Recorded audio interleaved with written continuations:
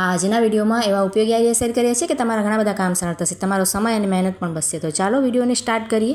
આ રીતના આપણે લીંબુ ઘણા બધા લઈ આવીએ ને, જ્યારે સસ્તા થઈ જાય તો આપણે છે ને ઘણા બધા લઈ આવીએ તો ખરાબ થઈ જાય, તો તેના માટે છે ને આપણે આ રીતે ન્યૂઝપેપરમાં તમે આને આ ફોલ્ડ કરીને રાખશો ને લીંબુને આ રીતે, જો ન્યૂઝપેપરમાં આ રીતે રાખી અને ત્યાર પછી તેને આ રીતે કરી લેવાનું। તો આ રીતે તમે કન્ટેનરમાં રાખો કે પછી કોથળીમાં પણ રાખી શકાય, તો ખૂબ જ સરસ તમારે લાંબા સમય સુધી લીંબુ ખરાબ નહીં થાય, તેનો રંગ પણ એવો ને એવો જળવાઈ રહેશે અને છે ને લીંબુ સરસ આપણે ઘણા દિવસ સુધી વાપરી શકાય। જો આ રીતે આપણે વાટકામાં કે કોઈ ડબ્બો હોય એમાં પણ રાખી શકો કે કોઈ કોથળીમાં તમે રાખતા હો તેમાં પણ તમારે આ રીતે ન્યૂઝપેપરમાં રાખી અને તમે રાખશો તો લીંબુ તમારા સરસ રીતે રહેશે।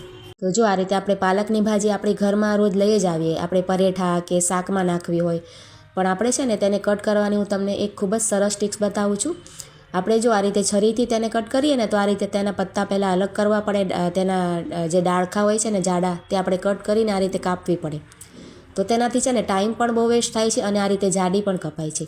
તો તેના માટે હું તમને એકદમ સરસ ટ્રિક્સ બતાવું છું। તમારી પાલક ખૂબ જ સરળતાથી અને એકદમ ઝડપથી કપાઈ પણ જશે અને એકદમ ઝીણી કપાશે। જુઓ આ રીતે આપણે ઘણા બધા પત્તા આપણે આ રીતે સેટ કરી લેવાના અને આ રીતે આપણી પાસે પીઝા કટર તો હવે બધાના ઘરમાં હોય છે, તો આપણે લઈ લેવાનું। જુઓ અને આ રીતે આપણે જો પ્લેટમાં એક સાથે ઘણી બધી ભાજી રાખીને પીઝા કટરથી તમે કટ કરશો ને, આ રીતે જો વિડીયોમાં તમને બતાવી રહી છો ને એ રીતે, તો ખૂબ જ સરળતાથી કપાઈ જશે અને તમે જોજો એકદમ ઝીણી ઝીણી કપાશે। જો હું તમને નજીકથી પણ બતાવું છું, તો જો આ રીતે તમારે હાથમાં પકડવાની ઝંઝટ પણ નહીં થાય, આ રીતે પ્લેટમાં રાખીને જ આપણે ફટાફટ કટ કરી શકાશે। જુઓ તમે એકવાર ટ્રાય કરીને જોજો, ખૂબ જ સરસ આઈડિયા છે।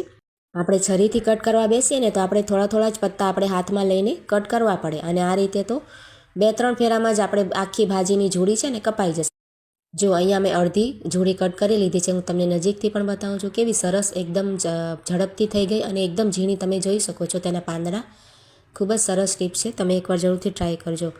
અને આ જ રીતે જો આપણે આ રીતે કોથમરીને પણ કટ કરવી હોય ને તો તેના જે ડાળખા તમારે જેટલા રાખવાનો એટલા છે ને રાખી લેવાના। જુઓ અને તેને પણ આપણે ઘણી બધી આખી જોડીને પ્લેટમાં આ રીતે રાખી દેવાની અને આ રીતે બીજા કટરથી તમે કટ કરી શકો। જુઓ ખૂબ જ ઝીણી ઝીણી તમારે કોથમરી ગમે એટલી ઝીણી કાપવી હશે ને તો પણ કપાઈ જશે અને વાર પણ નહીં લાગે। જુઓ છરીથી આપણને લાગવાની પણ બીક રહેશે અને આ રીતે ઝડપથી કપાઈ જશે, કેમ કે તેની ધાર છે ને ખૂબ જ તેજ હોય છે પીઝા કટરની। તો જુઓ અહીંયા કોથમરી પણ તમને બતાવું છું કેવી ઝીણી ઝીણી સરસ કટ થઈ છે।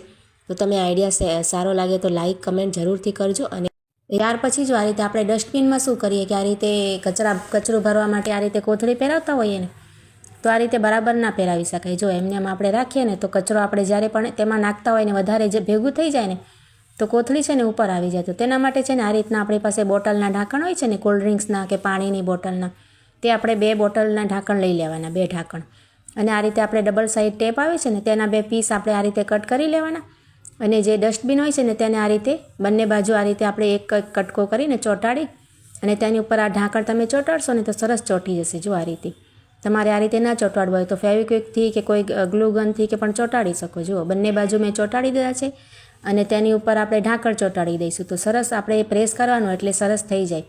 ત્યાર પછી જો આ રીતે આપણે કોથળી પહેરાવીએ ને તો સરસ આપણે જે કોથળીનું નાકું હોય ને એ આપણે આમાં ઢાંકણમાં પરોવી શકાશે। અને તમારે કદાચ એક ડસ્ટબિનમાં તમારે કદાચ 2 કોથળી પહેરાવી હોય ને અલગ અલગ કચરા માટે, જુઓ ભીનો કચરો કે કોઈ પણ સૂકો કચરો, તમારે બંને કોથળીઓ આવી જશે। જો આ રીતે બંને, આ રીતે તમે ભીનો કચરો કે સૂકો કચરો માટે તમારે એક જ ડસ્ટબિન હોય ને તો 2 પ્રકારનો કચરો તમે અલગ અલગ રાખી શકો। જો દહીં દૂધની કોથળી વાસ પણ ન થાય અને એ ડસ્ટબિન પણ ગંદુ ન થાય। જુઓ અને આ રીતે કચરો આપણે નાખી દેવાય, ત્યાર પછી આપણે આ રીતે સરળતાથી કાઢી પણ શકાશે। જુઓ ખૂબ જ સરસ આઈડિયા છે।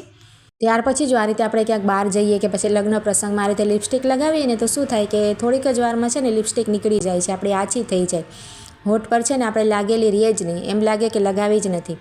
તો આપણે શું કરવાનું તેના માટે છે ને આ રીતનું લિપસ્ટિક લગાવીને ત્યાર પછી આ રીતે પાવડર તમે લઈ લેશો ને, કોઈ પણ પાવડર આપણી પાસે સરસ હોય ને મોઢા ઉપર લગાવવાનું, તે આપણે શું કરવાનું આ રીતે છે ને હોઠ પર લગાવી દેવાનું। લિપસ્ટિક લગાવ્યા પછી આવી રીતે છાંટી દેવાનું। આપણે તમે કોમ્પેક્ટ પણ ઉપયોગ કરી શકો તેનો પણ, અને ત્યાર પછી પાવડર નાખીને આ રીતે ટીશ્યુ પેપરને છે ને તેને હળવા હાથે આ રીતે કરી દેશો ને, તમે પાવડર લગાવશો ને એક કોટિંગ લિપસ્ટિક ઉપર કોઈ પણ, તો તમારી સરસ ઘણી વાર સુધી લિપસ્ટિક તમારી એમને એમ રહેશે। જો આ રીતે નીકળશે પણ નહીં અને એકદમ મેટ લિપસ્ટિક હોય છે ને એ રીતની થઈ જશે। જો આ રીતે આપણે લિપસ્ટિક છે ને સરસ ઉપયોગ તેનો કરી શકાય। અને આ રીતે આપણે કોઈ પણ જાતનો મેકઅપ રિમૂવર નહીં વાપરવાનો, આ રીતે તમે નારિયેળ તેલના 2-3 ટીપા નાખી દેવાના।